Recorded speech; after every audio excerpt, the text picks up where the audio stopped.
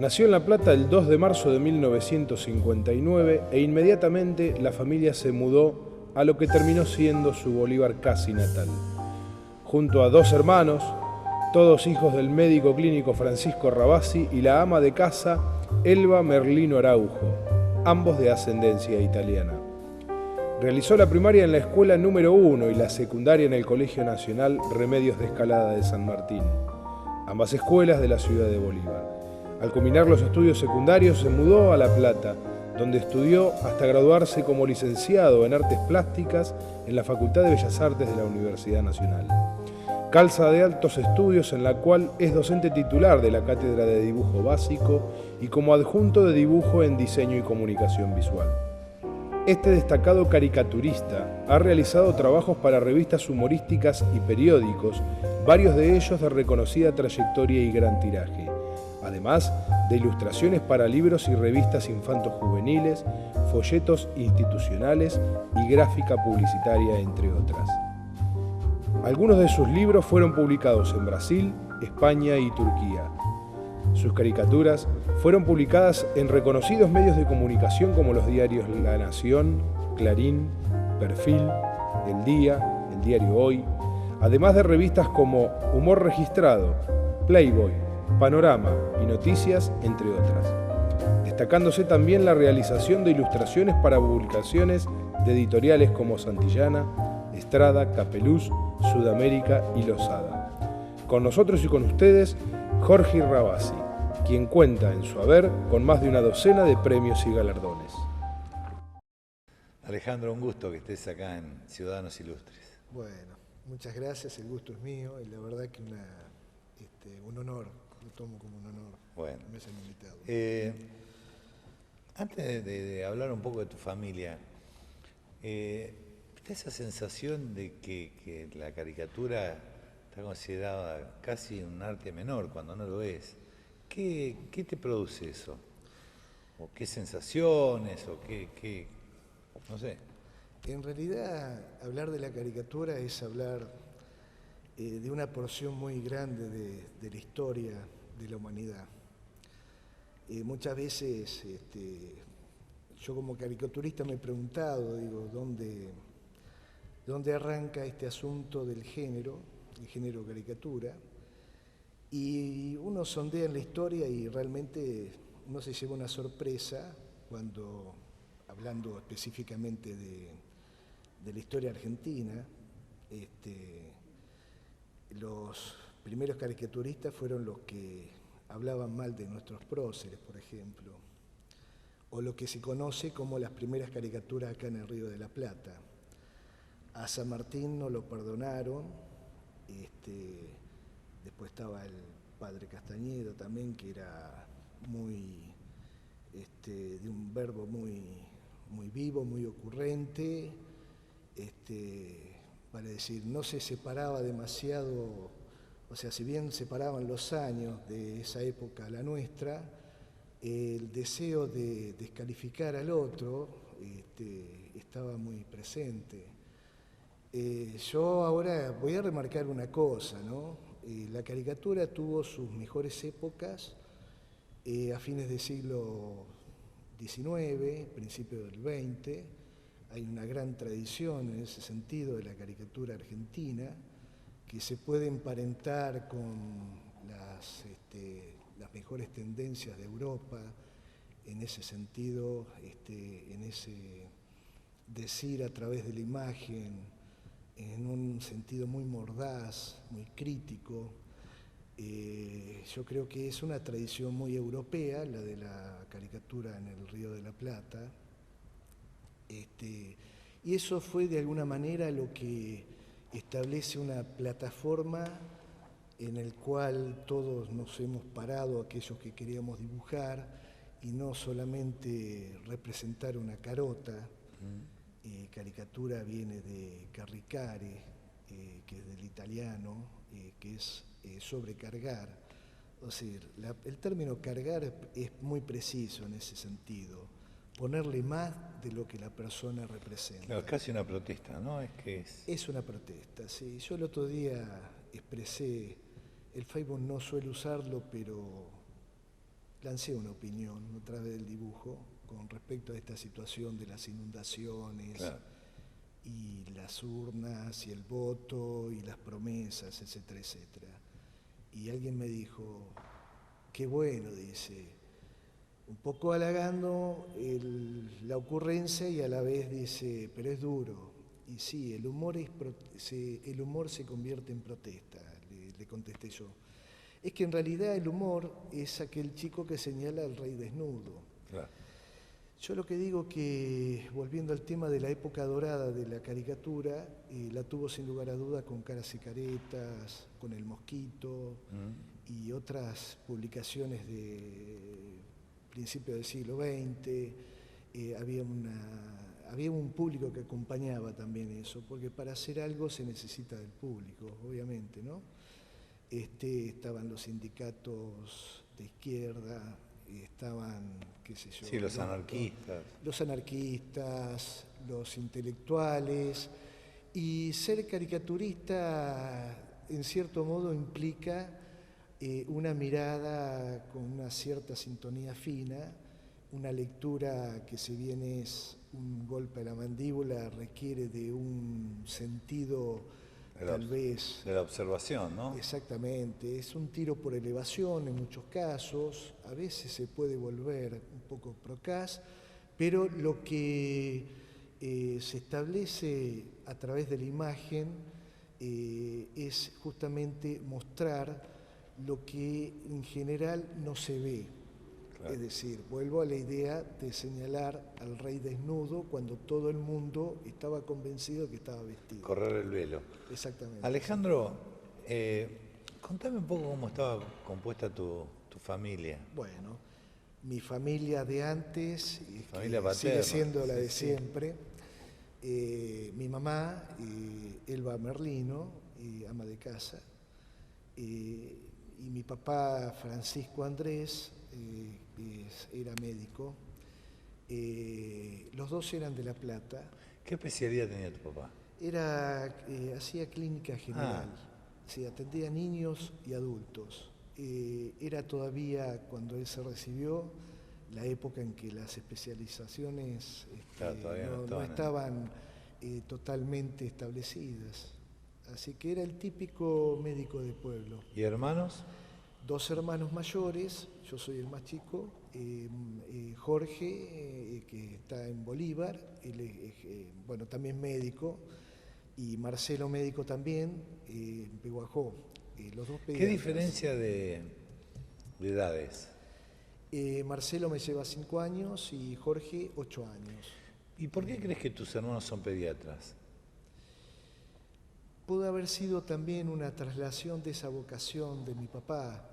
Mi papá atendía a muchos chicos. Porque viste que uno pasa fundamentalmente a partir de que tenés hijos. Cuando un médico te dice que es pediatra, es otro médico, no es cualquier médico, ¿no? Sí, totalmente. Bueno, por ahí es porque uno lo ve desde la cultura de padre, ¿no? Desde la situación de padre. Yo pienso que por ahí en la verdadera vocación a veces se esconde también el deseo de llevar a cabo, encontrar ese alivio, y la figura que mejor convoca en ese sentido es el niño. Claro. No quiere decir que los adultos, sobre todo quien se dedica a atender personas grandes, es aliviarle el tránsito en esa escalada que ya va en descenso, claro. Pero me parece que de todas maneras los médicos tienen una gran vocación por dedicarle tiempo y alivio y cura al prójimo. ¿Escuela primaria, escuela secundaria? Sí, lo mío arranca ya desde el jardín de infante. Pues en Bolívar creo que fui de una generación de la época que se estableció el primer jardín de infante. No lo tengo muy seguro, pero sí tengo clara la noción de que, de hecho, porque no encuentro fotos de mis hermanos que hacen... Unión de Expendedores de Naftas y Afines La Plata.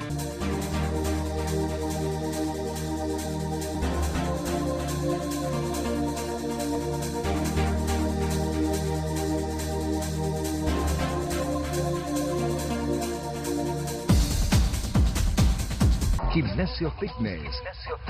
800 metros cuadrados de infraestructura dedicados a obtener tu completo bienestar psicofísico. Por eso a las tradicionales técnicas de aeróbica, musculación con carga y máquinas, agregamos clases personalizadas de pilates, pilates con máquinas y asesoramiento médico. En calle 40 entre 14 y 15, Gimnasio Fitness, dirigido por el profesor universitario Adrián Simonato.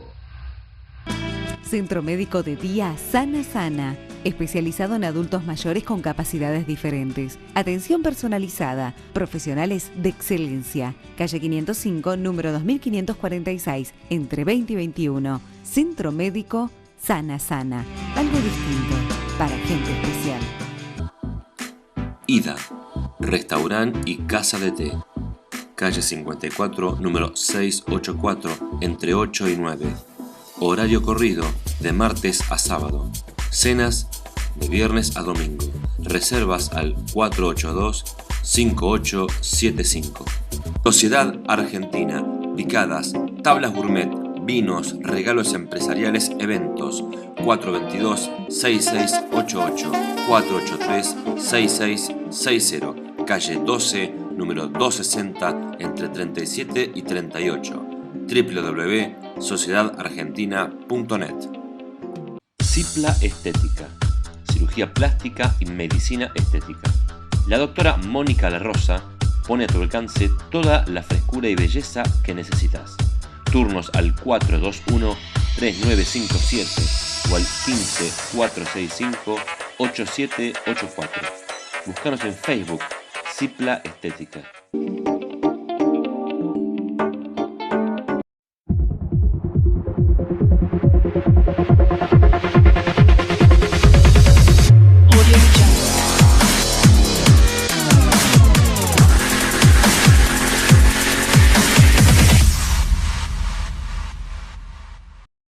Segundo bloque de Ciudadanos Ilustres con Alejandro Rabasi. Alejandro, hablábamos un poco de tu infancia, ¿no? Y de cómo uno vive en un pueblo. En realidad, vos naciste en La Plata y fuiste seguida a vivir a Bolívar. No vamos a negociar tu nacionalidad. No, está todo bien. Tu condición de vecino, no la negociamos. Sos platense. Podemos convivir con esa doble idea. Después vamos a hablar un poquito de fútbol, porque algunos me achacan, dicen, bueno, eras de River y cómo sos estudiante ahora. Claro. No, programa es un programa que está siempre con muchos pinchas, viene este programa. Bueno, yo soy otro. Así que vamos anotando. Alejandro, bien. Hablamos en el bloque anterior de tu familia, de tu infancia. Contame cómo aparece la caricatura en tu vida. El dibujo en general. El dibujo. Bueno, casi un correlato de mi vida. Yo tengo como testimonio, seguramente aparecerán por ahí por las imágenes que puedan poner, dos dibujos que muy celosamente me había guardado mi mamá. Esto es muy significativo porque estaban hechos, que se ve en la imagen, en unos papeles de unos taquitos de recetario, R/P, que usan los médicos, ¿no? De prescripción médica, ¿no? Seguramente, bueno, esto a la edad de 4 años, porque ahí está anotado de puño y letra de mi mamá, yo eso lo atesoro, sí, la fecha, creo que dice 23 de julio de 1963, con letra cursiva, con lápiz, seguramente el mismo lápiz que yo usé para dibujar. Creo que eso, yo ahora que lo pienso, fue como el inicio de todo. ¿Y qué dibujaste? Dibujé un hombre, una mujer y un gato en espacios separados. Seguramente le he dibujado a mi mamá, a mi papá y una mascota. Yo ahora que me puedo pensar, es genial porque yo digo, hice alusión, esas fueron mis primeras caricaturas. Hice alusión a lo que lo puede ligar a una persona, al afecto, sí. Lo que lo puede ligar al mundo, en definitiva, ¿no? Es tener al semejante y el animal que representaría nuestra responsabilidad hacia un ser que debemos proteger. Yo saco esas conclusiones. No hay que buscarle conclusiones porque tampoco estaban tus hermanos, entonces Era como No, que... no, está bien, pero es todo intuitivo el tema. Claro. La intuición es donde yo digo que se declara más descarnadamente la verdad. Claro, Un chico cuando uno le pide dibujar tal cosa no tiene problema en dibujarlo. Avanza sobre eso. O él propone dibujar. Yo esto porque lo hablo con los chicos de la facultad. El adolescente tiene más problemas que los Pérez García Sí. para hacer un dibujo. Y digo yo, si tú enseñas el lugar de cuando ustedes eran chicos, y no hay historia, todo viene bien, cualquier asunto está bien. sí, claro. Bueno, ¿cómo arranca el tema de la caricatura? Esto después arranca la caricatura, pero yo toda mi vida dibujé y tenía una fuente de donde sacar asuntos o temas para dibujar. Sin lugar a duda era el cine. Acá viene la otra cosa del pueblo, ¿no? Yo ya era consciente a los 9, 10 años de que estaba en una situación ideal. Realmente lo disfrutaba teniendo conciencia en el año 68, 69, cuando tenía 9, 10 años, de que qué lindo que era vivir en el pueblo con 3 salas de cine. El Cine Avenida, que lo restauraron, el Cine Select y el Cine Coliseo. Los 3 cines, o sea, había 2 cines que estaban a la vuelta de casa y el Cine Avenida estaba a 3 cuadras. Es decir, era como ir a otro espacio de la casa de uno. Pero ¿qué pasa?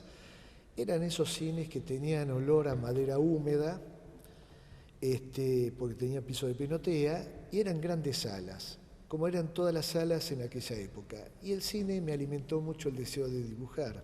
Me di cuenta que cuando volví a casa quería repetir las hazañas de lo que veía en las películas. Y así fue como que creció en mí mi interés. ¿Cómo vivieron tus padres esto? Porque, viste, vos decís, bueno, ¿de qué va a vivir? Pues tus hermanos, o sea, Claro.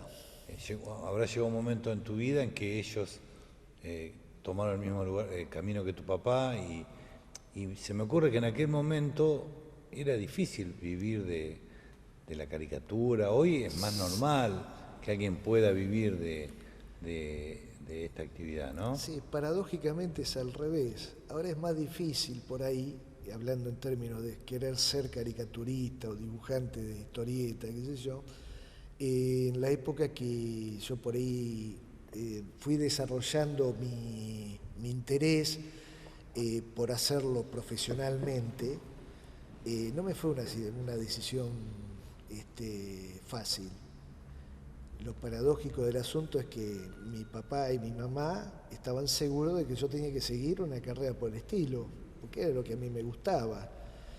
Esa situación ideal que yo hablaba antes del cine, más juegos y por ende también dibujar, como estableciendo también un diálogo con el mundo, estaba bien así.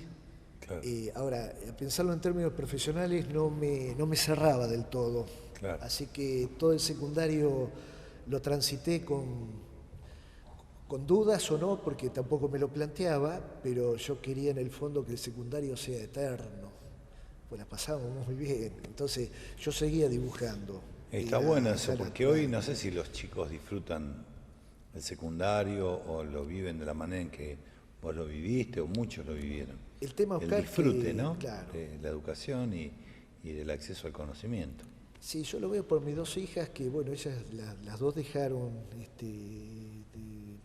María Clara y María Milagros dejaron el secundario, ya están en una etapa universitaria, con todo lo que eso implica, también se les establecen sus dudas.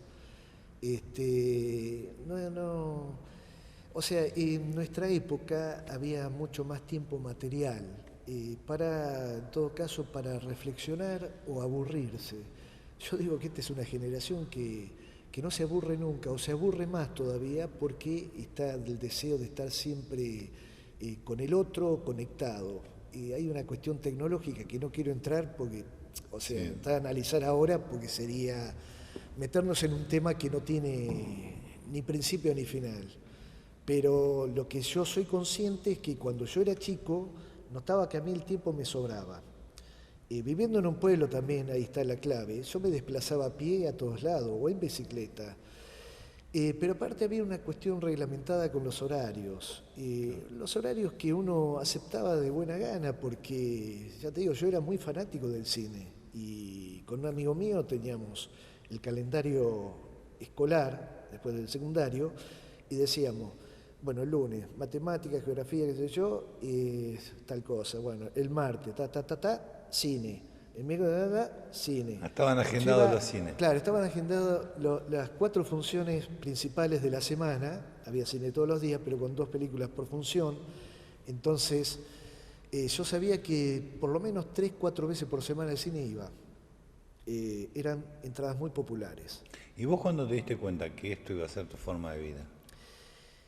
Cuando me di cuenta, a mí lo que un poco me facilitó el trámite de venirme a La Plata, porque ya era como no un mandato diría, pero ya era como una traslación de nuestro sendero natural, de vivir en Bolívar y después trasladarnos a La Plata, que era para estudiar.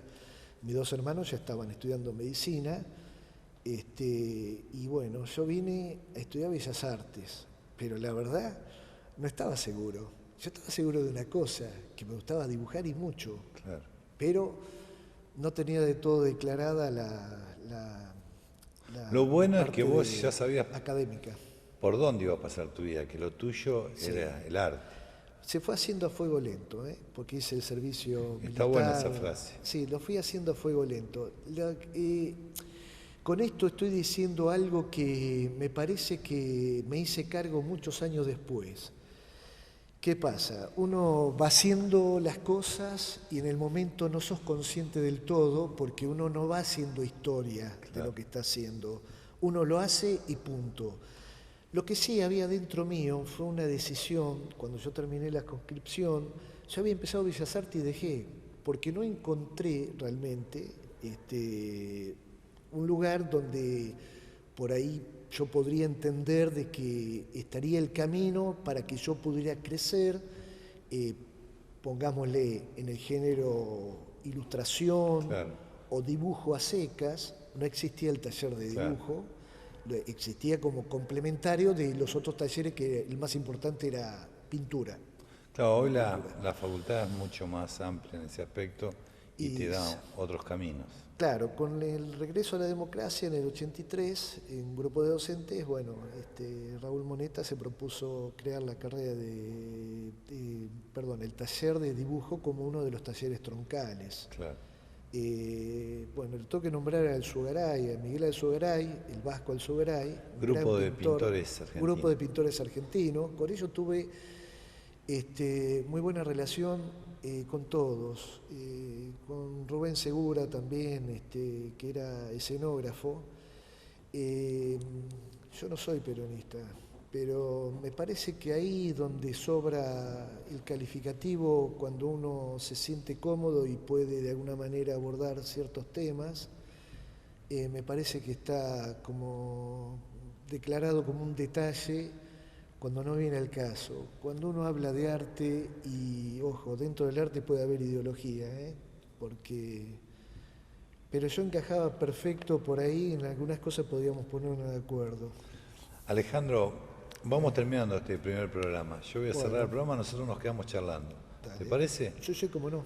Bueno, y nosotros nos volvemos a encontrar el sábado a las 18:30 horas para ser juntos ciudadanos ilustres.